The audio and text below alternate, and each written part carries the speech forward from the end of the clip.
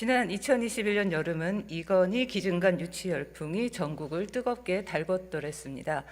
치열한 경쟁을 뚫고 송현동이 낙점됐을 때 서울은 환호했고 타 도시는 탄식했습니다.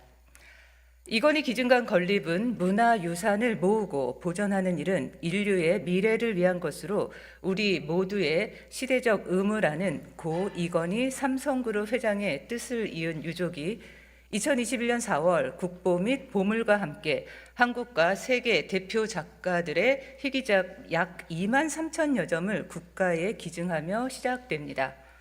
당시 문재인 대통령은 기증 정신을 잘 살려서 국민들이 좋은 작품을 감상할 수 있도록 별도 전시실을 마련하거나 특별관 설치 방안을 검토하라고 지시했고, 보시는 것처럼 2021년 11월 황희 당시 문화체육관광부 장관과 오세훈 서울시장이 이건희 기증관 건립을 위한 업무 협약식을 맺습니다. 지금 봐도 우리 시장님 미소가 정말 환하십니다. 오 시장께서는 협약식 이후로도 기회가 될 때마다 송현동, 이건희 기증관 건립에 대한 애정을 감추지 않으셨습니다. 지난 5월 제4회 서울도시건축 비엔날레의 하늘소 개장식에서는 이런 얘기까지 합니다.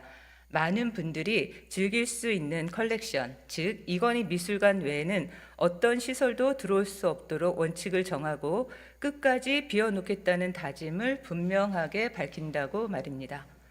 이건희 기증관은 21년 11월 예비타당성 조사 대상 신청을 시작으로 지난 7월 조사 결과 발표까지 순조롭게 진행되고 있었습니다.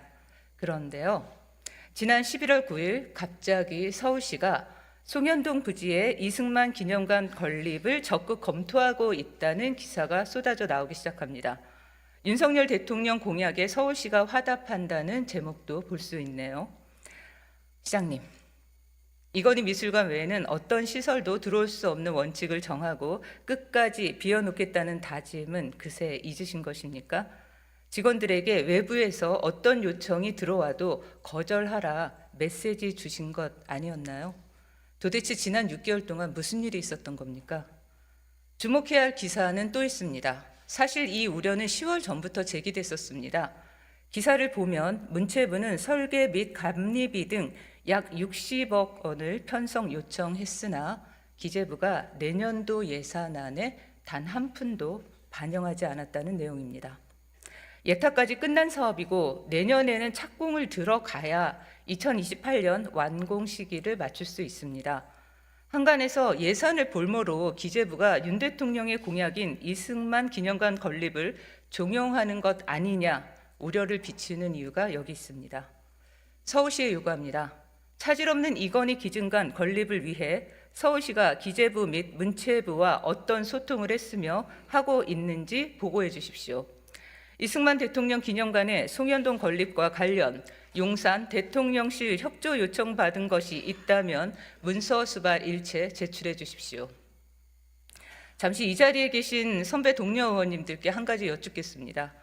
다수의 외부 시민 앞에서 발표한 PPT 자료를 시의회에 제출하는 것을 반대하는 것 동의하십니까? 용납할 수 없다고 생각합니다. 다시 요구합니다. 이승만 기념관 건립 추진위에 발표한 PPT 자료 제출하십시오. 만일 이번에도 내부 검토 자료 운운하며 제출 거부한다면 정당한 시의회의 의정활동을 방해하는 것으로 간과하지 않겠습니다. 본 의원은 이 자리에서 이승만 대통령의 공과에 대해 논의하자는 것이 아닙니다. 시장님의 수백만 원 기부 자유입니다. 그러나 잊지 마십시오. 송현동은 국민적 관심 속에 전국 지자체 간 치열한 유치전을 거쳐 선정된 곳입니다. 기억하십시오. 이건희 기증관은 유족들께서 고 이건희 회장님의 유지를 받들어 추정가치 약 3조 원에 이르는 소중한 문화유산을 국가에 기부한 것입니다.